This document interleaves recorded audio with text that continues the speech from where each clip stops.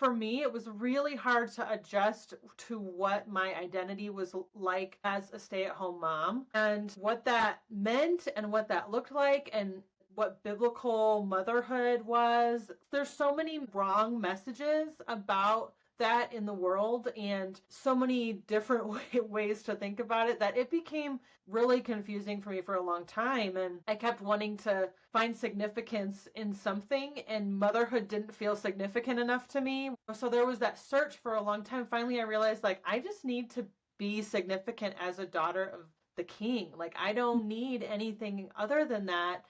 And my mission as a mother is enough. Yes, God may call me to other things and He may put other things in my path, but I can rest in Him and rest in the calling of motherhood, which really is enough. Even though it's thankless and it's self sacrificing, it is enough. Welcome to Stay at Home Wellness, where we talk about why wellness is so different for stay at home moms and what to do about it. I'm Hannah Stewart from wellnesswithhannah.com, and today I got to talk with Jenny from Super Simple Homeschool. She has a podcast that you should totally check out, as well as a website at Super Simple Homeschool. And Jenny is a therapist, so she's really, really great at talking through mental health issues that moms struggle with. But the thing I love about her is that she approaches things from a biblical perspective, and she's actually a mom. So she understands things moms go through, and she also doesn't have a lot of the woo-woo stuff that we see in our culture when it comes to mental health. So enjoy this interview so much. Some highlights for me were when she was talking about ways to prevent overwhelm as mom. That's actually something I hear a lot from moms these days. It's just how overwhelmed we feel. And she had a lot of ways to help prevent overwhelm and to know what to prioritize, which I found super helpful. She also touched on how to know if you are struggling to the point where you need to see a therapist, because I think sometimes it can be difficult to discern, am I just having a bad week? Or is this actually a problem that I need to speak with someone about? It can weigh on us as moms if we don't know. So that was super helpful. Then she also touched on how to deal with transitions as a mom, because she has older kids. So she knows what it's like to go through all the transitions that happen, whether that's moving, whether that's having a new baby, or your baby's dropping their nap schedule at the same time your toddler is doing crazy things with potty training. And she just understands how crazy that could be. And so she gave a lot of really, really practical tips on what to do if you're in that season of life. So without further ado, let's go ahead and jump into this episode with Jenny. Jenny, thanks so much for joining me on the show today. Yeah, thank you so much, Hannah, for having me. I'm so excited to be here today. I'm pumped too. Yeah, why don't you go ahead and just start by telling people a little bit about yourself and your journey? I know you're a counselor and a homeschool mom, and so just tell us a little bit about how you got to that point. Sure. Well, let's see, wanted to be a therapist ever since I was in high school. And I was one of those like really weird people that went through college and never changed my major. And so I started doing therapy when I was 25, and I didn't get married until I was 28, and then had my career and kept going forward with that. Started having kids at 31, and then now I have 3 kids. And by the time I had 2 and my oldest was starting to get to school age, I thought, I really want to homeschool. And I talked to my husband, and at that time, I thought I had retired from being a therapist. But it turns out I'm back at it, very part-time. And it was great because actually, when the pandemic happened in 2020, I was able to start doing telehealth counseling, which prior to 2020 was not reimbursable by insurance companies. You had to be in person to be reimbursed for therapy. And that makes for a lot more expenses. So it doesn't make part-time work as a therapist super achievable because you have to rent a space. So now I'm able to do telehealth, and that's how I work part-time as a therapist while I homeschool my now 3 kids. And I have 3 kids, so they are ages 12, 10, and 7, 2 boys and a girl. And we've been homeschooling for about 8 years. Wow, that is so cool. So did you always know you wanted to homeschool as well, or was that kind of like a last minute decision? It wasn't, I remember when my oldest was really young, we were looking at charter schools in the area and private schools, and we were kind of looking around at our options, and it never occurred to me to homeschool until the year before my oldest was school age, and he was 4 years old, and I came across some people that were homeschooling, and I thought, man, this is a really cool way of doing life as a family. And I love the idea of being able to spend my days with my kids. And so I told my husband at that time that I really wanted to homeschool and leave my job as a therapist and come home full time. And that's what we did. Wow, that is so cool. I just love my parents actually had a similar experience where they were like not really thinking about it and then they met homeschoolers and they were like, "Oh wow, I didn't know this was an option where you could have this much family time and this much." Even they were just impressed with their kids, I think too, honestly. Yeah, That's definitely. cool. That's really cool. And just to clarify for our listeners, are you accepting like telehealth clients now? Because obviously anyone listening, or are you like full and there's a waiting list and all So, that? so I actually am full, and Okay. I say that, which is funny because I only have 5 clients, but I'm not taking new clients right Okay. now. Good to know. Good to know. And Okay. so yeah, so I'm trying to kind of build more through my podcast and things like that, helping homeschool families and Yeah. things like that. So I do have a podcast also called the Super Simple Homeschool Podcast, and that's kind of the thing that I'm building also on the side. So it's a lot of Yes, fun. go check it out if you haven't already. Go check it out. Yes, good. So, since this podcast is specifically geared towards moms, I love that you are a mom, so you have experience with that.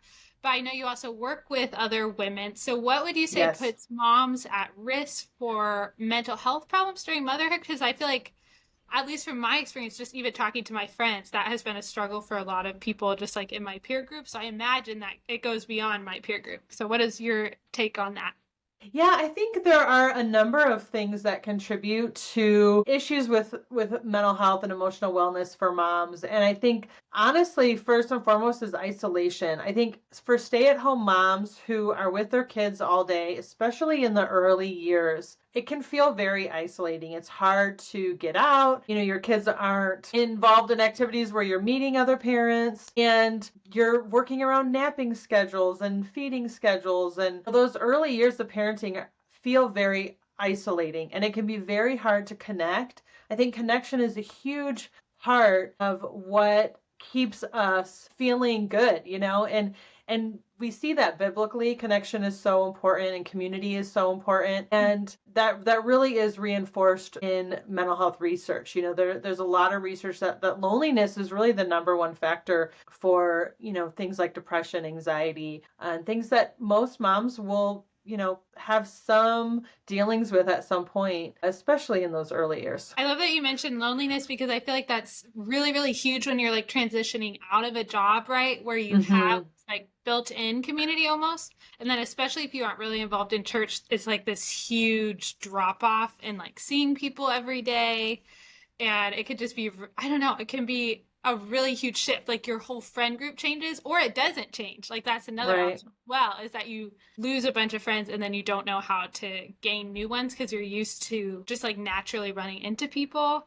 That's something I was thinking about when I was thinking about this podcast. I was thinking about my Hmm. mom because we moved and she was really, really good at just like reaching out to people. So we just had our 60th birthday party and there were all these people there and they were saying how they met her and it was like, oh mom, like my mom had invited so and so to a play date, or I had invited so and so to this and so and so to that. But I feel like for some of us that is hard, like if we're a little bit more timid. So it could be a really Yeah. stretch to like build that connection, unless I mean I think church does help a lot for a lot of women, but yeah, at least for me. But I don't know how you do it without the church.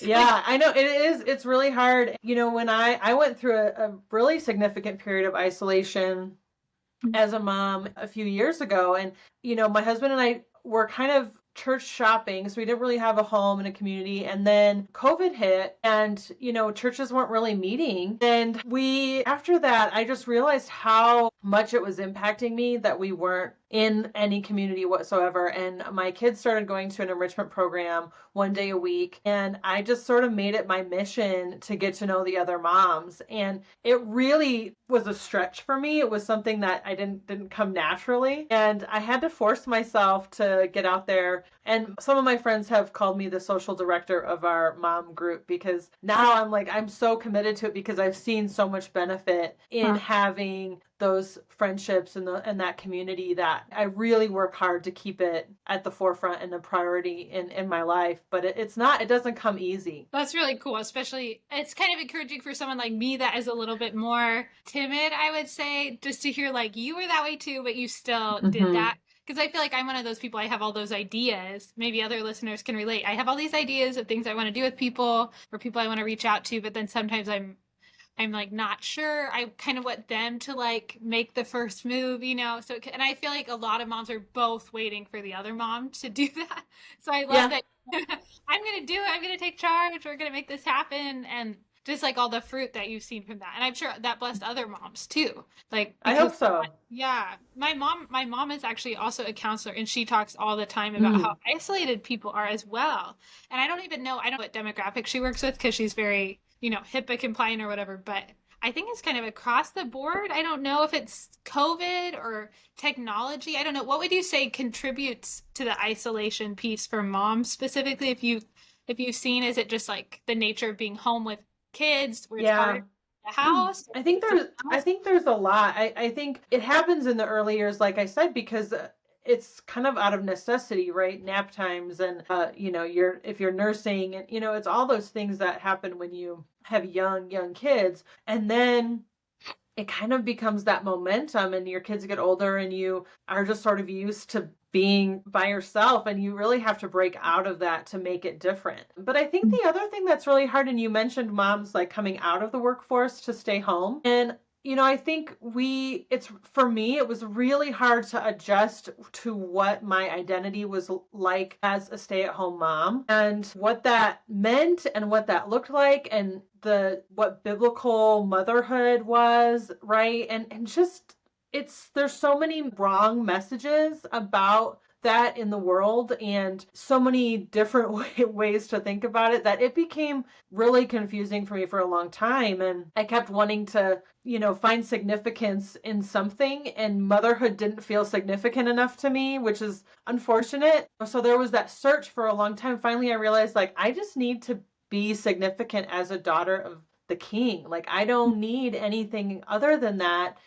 And my mission as a mother is enough. Yes, God may call me to other things and He may put other things in my path, but I can rest in Him and rest in the calling of motherhood, which really is enough. Even though it's thankless and it's self sacrificing, it is enough. And I think that's hard sometimes in a transition out of the workforce. And, even if you never worked, or had a career, just were always a mom, I think it's just a hard thing with all the messaging or in society around stay at home moms. That's really unfortunate. Yeah, I totally agree with you. I know my mom talked about when she started, she was a licensed therapist, similar to you. And when she started staying home, people didn't know how to talk to her anymore because usually you talk about work. And Yeah. so then they like didn't know what to ask about. So it just felt like there was this huge, like her status just totally dropped, which obviously I totally appreciate what you're saying about how it's not like the only status that matters is what Christ thinks of us, and he's, Hmm.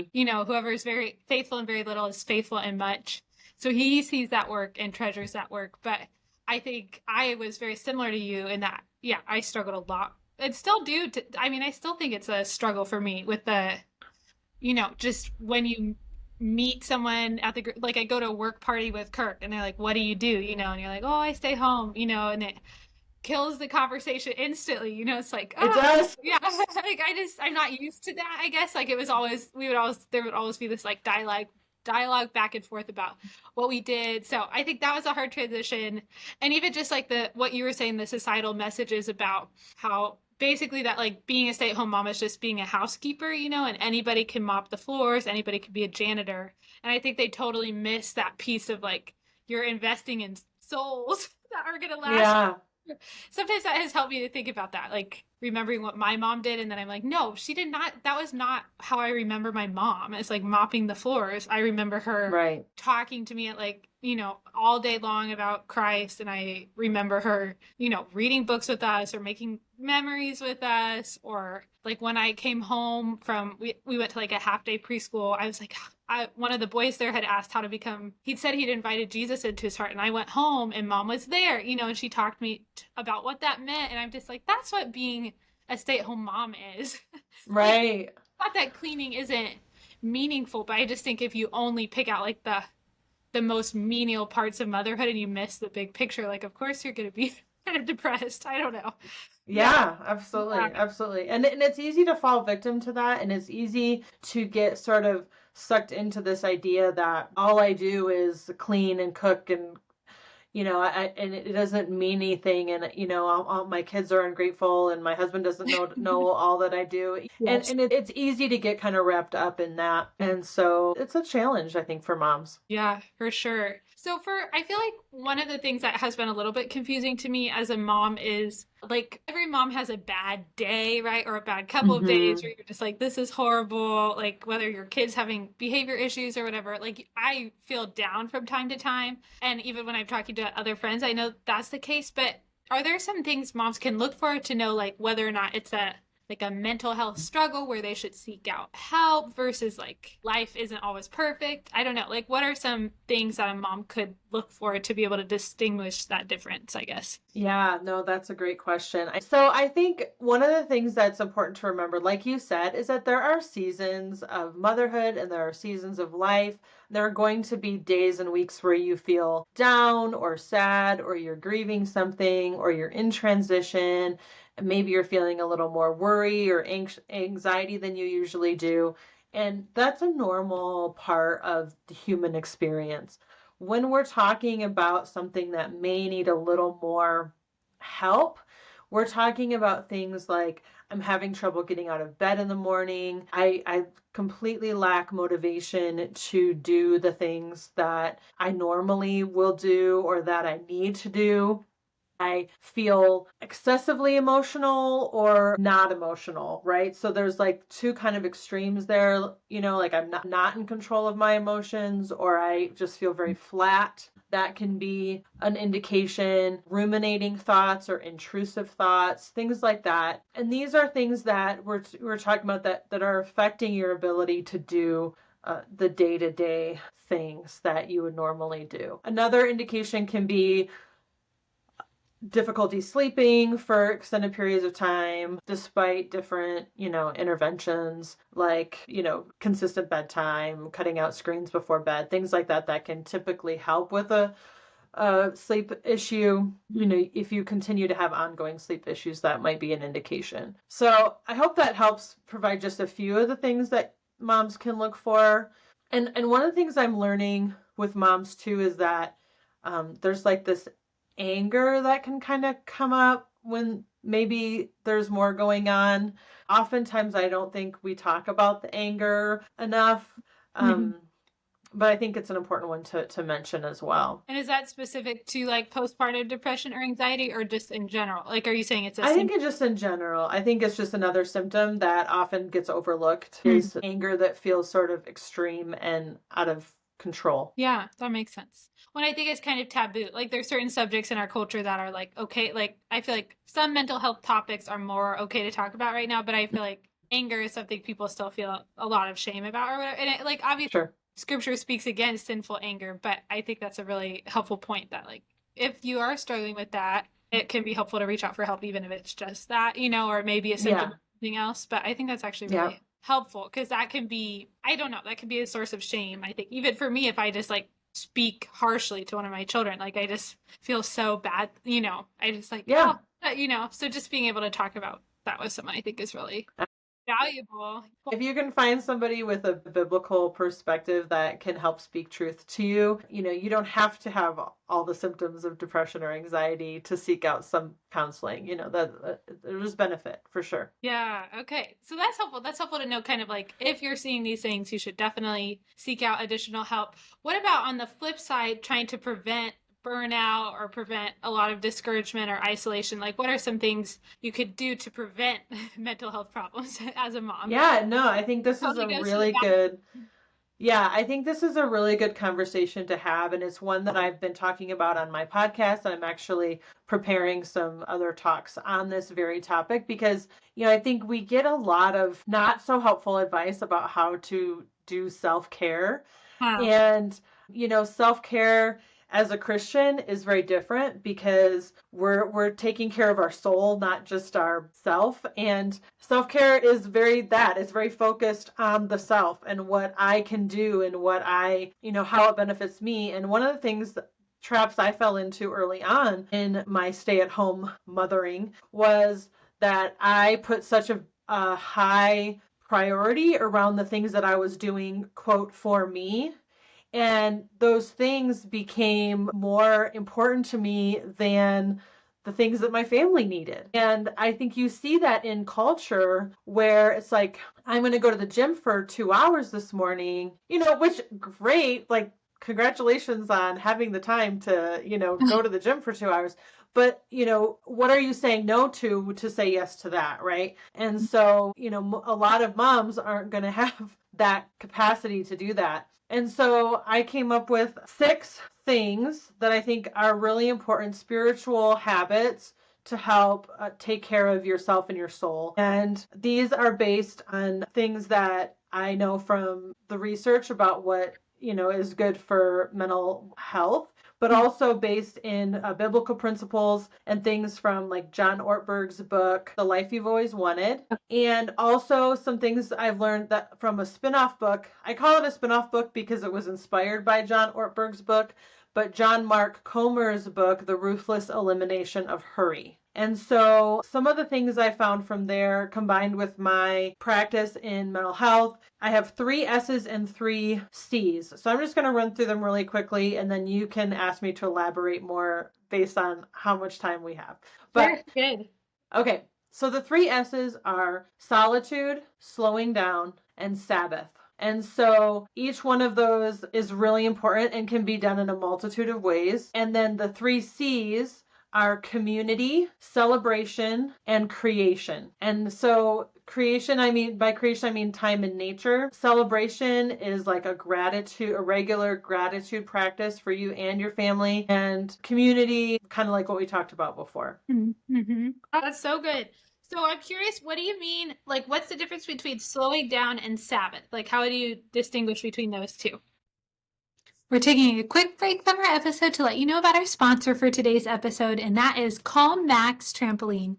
And I love this trampoline so much for kids if you're thinking about getting them a Christmas gift or birthday gift. I know right now Christmas is just around the corner, but this trampoline is awesome for a variety of reasons. It's actually just an Amazon trampoline. We got it off of Amazon, which made it super easy because I brought it to our door, which I love. But what I especially love is that it has several features that are really helpful. So one of them is that it comes in a variety of sizes. So it comes from an 8-foot size where it's just for little kids to jump on. So I have friends that have this size, and I think all 4 of their kids jump on it together. They're like 8 and under, and they just love that. We got the 10-foot size, which is a little bigger, but still not crazy huge, and it has a net and everything. And I love it because my husband and I can jump on it with our kids, but it's still small because I think a lot of people think of getting a trampoline as like this huge investment. It's going to take up all their yard if they don't have a very big yard.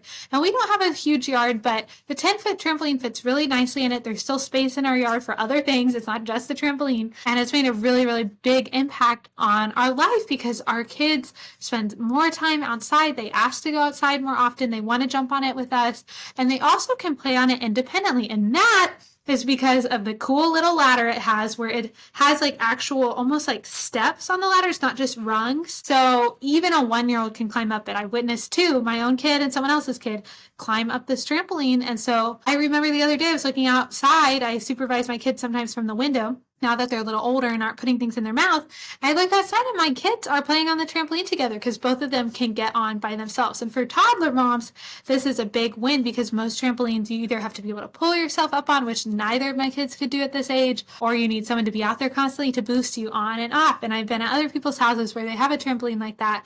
And I know it's just a season, but I do love that they can just go out, get on independently, and have fun without needing me to mediate constantly. So if you are interested interested in that at all, go ahead, click the link below, and it will take you straight to the Calm Max trampoline that we personally have enjoyed. So thank you guys so much. Let's get back to our episode. Yeah. So for slowing down, I think it's really important that as moms, as Christian moms, that we recognize that the life that we are called to is countercultural. And I think where we get into trouble, where I've gotten into trouble with feeling resentful about my motherhood is when I'm trying to do too many things. Before I recognized this. I was filling our schedule with activities, and then I was getting so burnt out because I was trying to be at this, thing for my son and this thing for my daughter, and then I was trying to cook all our meals at home and have family dinner every night, and and then do this activity and this activity and homeschool, and we were just running ragged. Mm-hmm. And then it was like, and then every time I was doing dishes, like, oh my gosh, I'm doing dishes again. Oh my gosh, I have so much laundry. I can never keep up. And then I started to become resentful. And then I didn't have time for the other things that mattered, the community, the time spent in creation. I didn't have time for that. And so when I'm talking about slowing down, I'm talking about the intentional insertion of margin into your life and into your schedule, and also like physically slowing down, like not creating a life where we're constantly rushing from here to there to this thing to that thing, and intentionally slowing down. My husband and I go for walks every morning, and there's a busy street that's right by our neighborhood, and we were walking on the path, and like 2 times in the short stretch of path that we were on, cars were honking at another driver because they weren't going fast enough. Oh. I'm thinking, how entitled are we that we think that we have to be faster than the person in front of us, or we're so important that we have to get where we need to be faster than the person in front of us. I don't know. Like, it's such an insidious part of our culture that we're so busy and we're so rushed and hurried all the time, and we need to be more interruptible. We need to have margin so that when things do come up, it doesn't just upset the whole house of cards, right? And so taking time for family meals, taking time for family devotions, like building space in your day, I think is so key. So that would be my answer to the slowing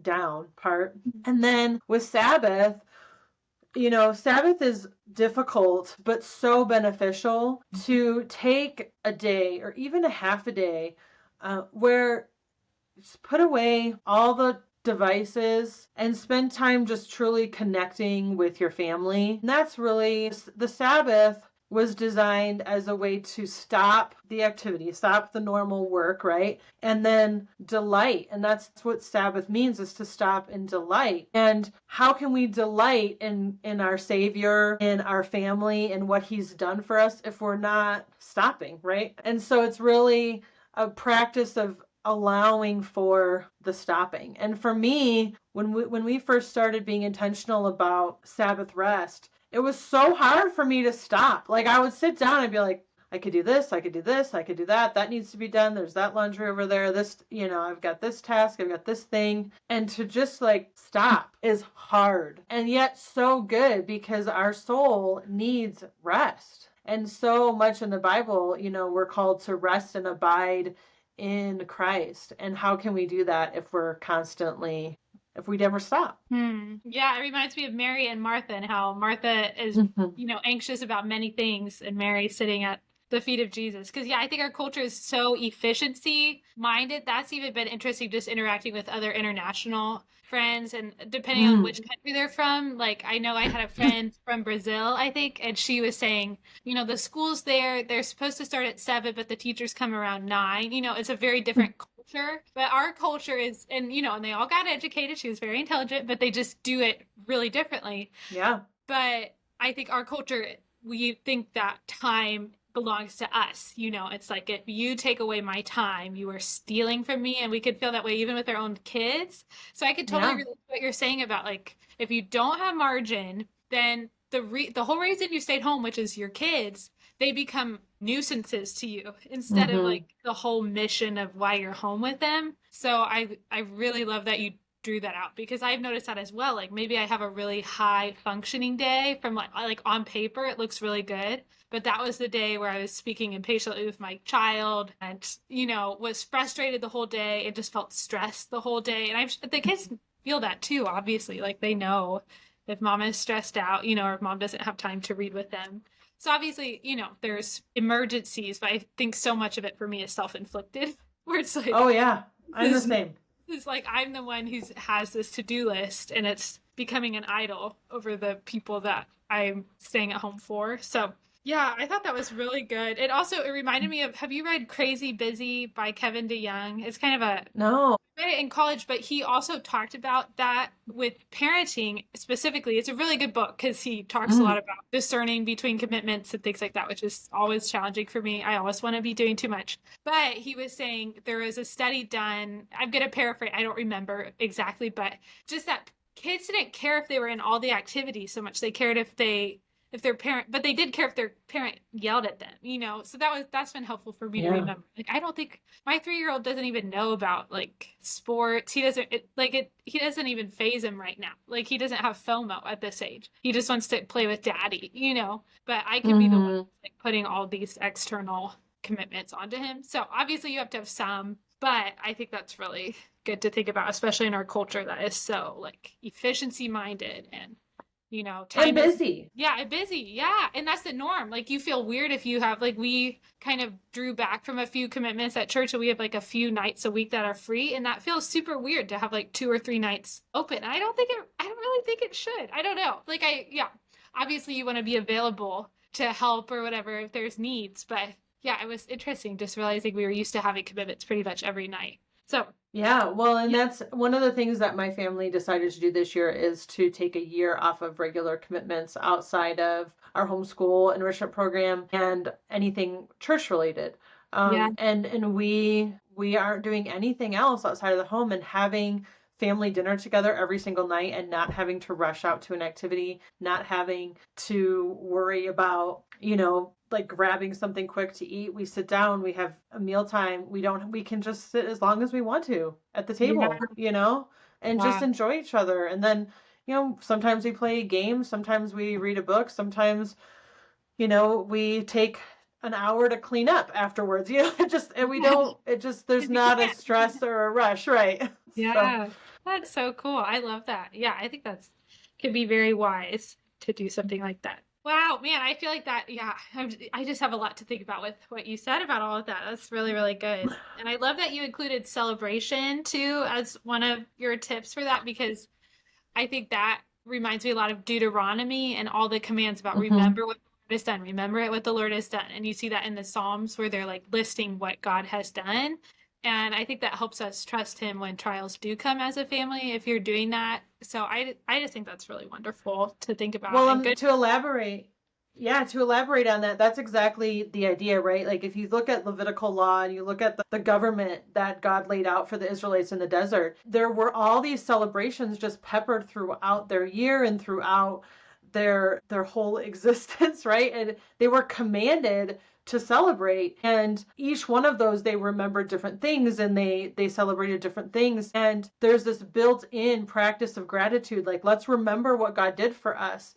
And what happens is that it's interesting because I talked to another friend on another podcast about this, and she said she always saw it as a way to honor God and to worship God, which is true. But what is very cool to know now that we are able to research and study the brain and all those things is that the practice of gratitude and the regular practice of remembering your life in a positive light actually changes your brain chemistry. It changes how your brain it operates. And so we can see that God designed us to practice gratitude.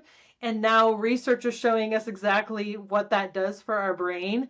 And it's so cool to know, like, God knew that. We didn't Mm, have the ability to understand that back then, but God did. And He put that in His commands for His people. And the other thing that is true is that we can't worry and gratitude can't live in the brain at the same time. And so when we're regularly practicing celebration and gratitude, we're able to let go of our fears about the future when we remember that God has been with us through all of these things and with his people through all of history. He's going to be with us in the next thing too. Hey guys, I wanted to jump in and let you know about two opportunities that I have for you. So, the first one is a free webinar that I've created just for stay at home moms who are wanting to learn more about wellness. And the reason is because I truly believe that wellness is totally different if you're a stay at home mom because your life is so intertwined with your kids. And so, I really don't think that a 20-year-old personal trainer, helpful as they are to so many people, if they don't understand what it's like to be a mom, it is very difficult to give wellness advice to a mom. So, I created a whole webinar that dives into why wellness is different as a stay-at-home mom. It goes into how to wake up on time if you are struggling with that and are waking up with your kids and are in that vicious cycle of feeling stressed from the instant you wake up because your children woke you up through the baby monitor. That is not a good place to be, and I've totally been there. This webinar dives into working out postpartum. I know a lot of moms really struggle with overwhelm about where to start postpartum and have just gotten out of the habit totally of working out because they have a new baby, right? And all of their routines are different. How to develop routines when you are used to an employer developing them for you and now you have to develop them for yourself, which is a huge change. And we even dive into getting things done with kids around. And the reason for this, even though it doesn't directly pertain to wellness, it absolutely affects your wellness routines because if you cannot get anything done while your kids are awake and you feel like you have to be entertaining them 24/7, then you will not have time to have wellness routines, right? Because when your kids are asleep, you have to clean your whole house from top to bottom and cook all the meals, and you have no time while they're sleeping to work on any routines to take care of your own body, right? So, in this webinar, I dive into all of that. I will link it below that you can copy for the webinar. I think that was a little bit confusing for people last time, so I wanted to make that clear that that's how that works. So, wait for the pop up and then make sure to copy and paste the link, and you will be able to access that webinar no problem. The second thing I wanted to let you guys know about is that if this episode or other episodes have really resonated with you at all, and you're recognizing that you're a mom that is struggling with wellness, this transition to motherhood has not been easy, and you need a little bit additional support, I would love it if you click the link below to book a call with me. I would love to be able to meet with you and be a habit coach for you, whether that's 1 time or 10 times, and be that support because I know for me, sometimes I just need someone to talk to, even just for an hour, and to process, like, this is what I'm struggling with, and just problem solve with someone else. I'm a very verbal processor, and sometimes I just need someone to talk about things with and figure out, okay, this is the next step I should take, and then I'm good to go from there. So even if it's 1 time, that's totally fine. But if that interests you at all, I would love it if you went ahead and click the link below to book a call with me. Thank you guys so much. That's so good. And it reminds me, is it Philippians 4 that talks about be anxious for nothing, but in everything by prayer and supplication with thanksgiving? Let your Yes. request be made known to God. That always gets me because that's something Yeah. one of my mentors has talked to me about. She's, because I could definitely struggle with worry and things like that. But she's always like, you have to remember the Thanksgiving part. That's the most important part,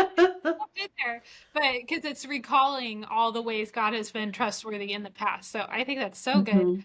Yeah, it's been really convicting actually, because one of our children struggles with whining, but so do I inwardly, and so we've started doing that, Mhm. especially if it's just like his countenance, like, I don't know. I feel like you can't discipline a pouty countenance out of someone necessarily, but we would just like you could get them to not say whiny words. But so we've been just doing that where we like practice taking turns just going around saying something we're thankful for, and it like totally changes his countenance. It's Mhm. amazing to me just because he's thinking about something else, and it was convicting because I realized I need to do that too.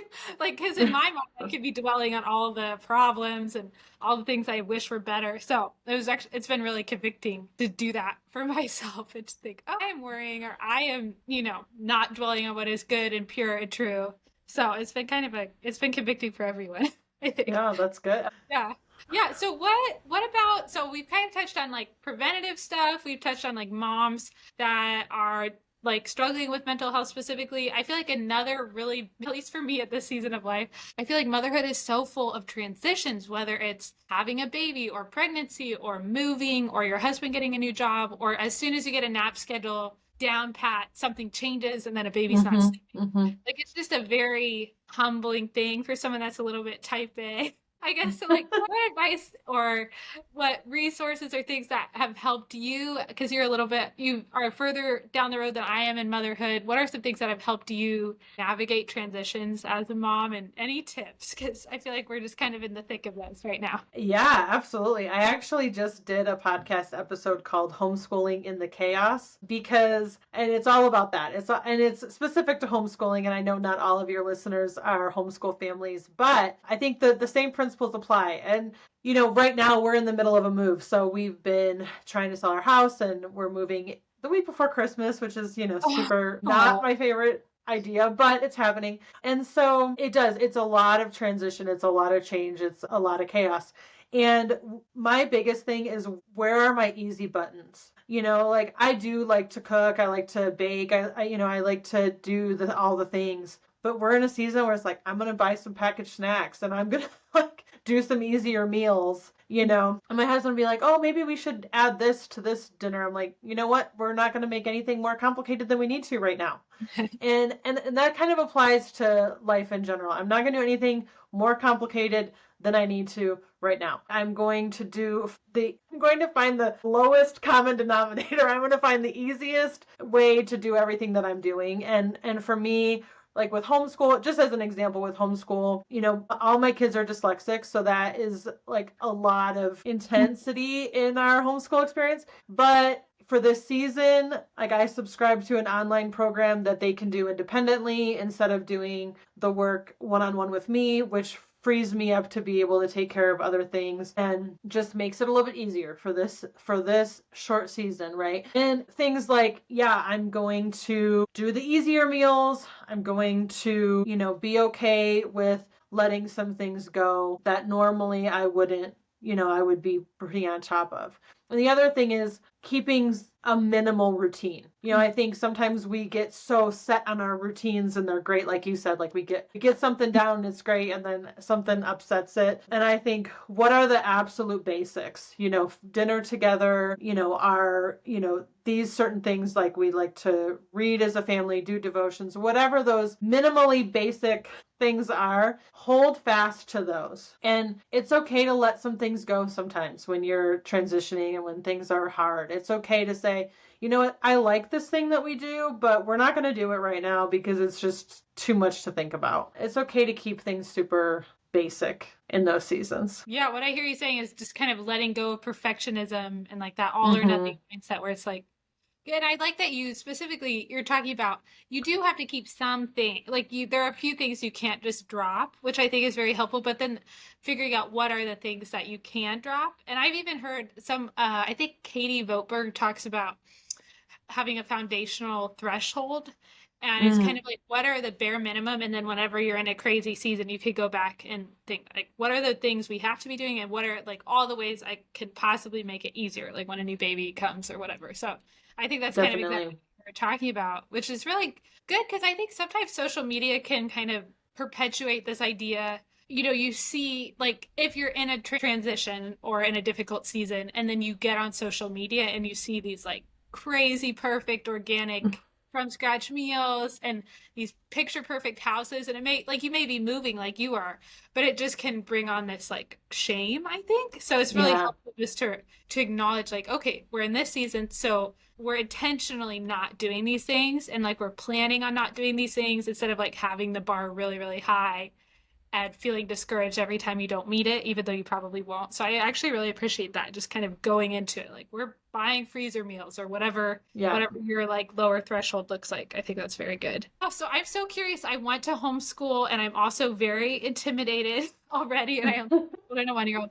So what does it look like for you to juggle the spiritual needs and academic needs and all the needs of each one of your children, and then take care of yourself as well, I guess? I know you've talked a little bit about self-care, but Hmm. how do you juggle all of that? Because that is the one thing that's tempting to me, I will say, about like private school is having someone else juggle the academics. So Sure. it's like, Yes. oh man, this is intimidating, but yeah. Yeah, I know. And I totally get that. And I think every homeschool mom fantasizes about, oh, what would I do if my kids were just at school all day? There's going to be parts of like where you think about that. But For me, it really is about just taking it one day at a time. And I think it's really easy to think about the big picture and to think about even just like this school year and what are we going to do. It's really helpful to just say, okay, what needs to happen today? What are my priorities? And then similarly, like we just talked about in times of transition or chaos, life is kind of chaos, but you know, like thinking about what are my absolute priorities that need to happen today? How can I structure my day and our routine to put those at the top, make those priorities at the forefront? And then what are the things that I'm going to hope to accomplish and not stress if it doesn't all get done? And after homeschooling for 8 years, I recognized I have to like literally put the top priority things first, because then if all we get to today is our devotional time and some reading books together and everything else falls by the wayside, like that's okay. Like I'm okay with that. And it really is a mindset thing and a faithfulness thing. There's a great book for homeschool families called The Teaching from Rest by Sarah Mackenzie. And if you're thinking about homeschooling, I highly recommend that book. But she talks about how, and this just had changed my whole perspective on life, really. But she talks about how our job is to show up every day and bring our basket. When Jesus had 5,000 people to feed, he said, "What have we got?" And the disciples said, "Well, we've got some fish and some loaves. Here you go." Like, I don't know what you're going to do with this. But what did he do? He multiplied it. He fed the crowd with it, and there was left over. And so we don't need to have everything for our kids, for our family. Our job is not to be everything for them. Our job is to show up and to bring our measly offering to the table and allow the Holy Spirit to multiply that. And that's what it's all about. We're not in this alone. Thank goodness. Because if it was just up to me how my kids turned out, that would be so much more scary, but it's not. It's not up to me. Like, God loves my kids more than I do. And so if I show up and I am faithful to the call as a mother and a homeschooler, if I'm faithful to that call and I bring my basket, even if I only have a crumb, that's enough for God to take it and turn it into something beautiful. And he will. Oh, man, preach.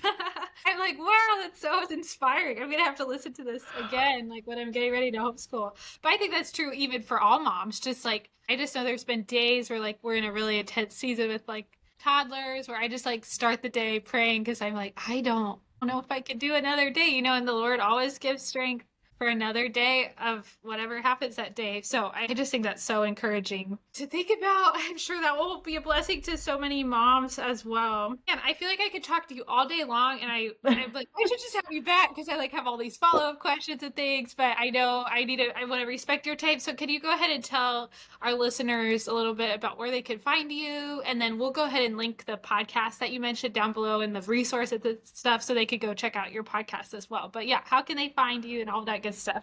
Definitely. So the name of my podcast is Super Simple Homeschool. And the goal of that podcast is to help moms find purposeful homeschooling while also keeping things really simple. And that is my main goal. So if you're thinking about homeschool or you're a new homeschool mom or you've been homeschooling for a long time, check that out. Hopefully it will be a blessing to you. I'm on Instagram at my Super Simple Homeschool, and my website is supersimplehomeschool.net. Okay. And I will say, even if you aren't a homeschool mom, I think I listened to your self-care episode. You have a lot. You can learn a lot about motherhood in general just from listening to you. So I would encourage you guys, even if you don't plan on homeschooling, check out her podcast and all of that because it's really encouraging. So Jenny, thank you so much for joining me. I really appreciate it. Yeah, thank you, Hannah, for having me. It's been great.